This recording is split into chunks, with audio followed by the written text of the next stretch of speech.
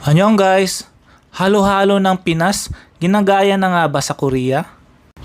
Punta tayo dito sa may Mega Coffee and tikman ang mga nauusong pat pingsu na nilalagay sa cup. Actually, hindi lang Mega Coffee ang meron nito. Halos lahat ng mga budget coffee chain meron na ring mga ganito. Yung pat pingsu na nasa baso na halo-halo style. Usually kasi ang mga pat pingsu mga nasa bowl to nakalagay. Tapos medyo hindi karamihan yung toppings. Bali ngayong summer lang talaga nagsulputan itong mga ganitong klaseng style na pat pingsu, yung parang halo-halo. At patok na patok talaga ito ngayong summer. At higit sa lahat napakamura pa. Ito bali 4,500 won lang to.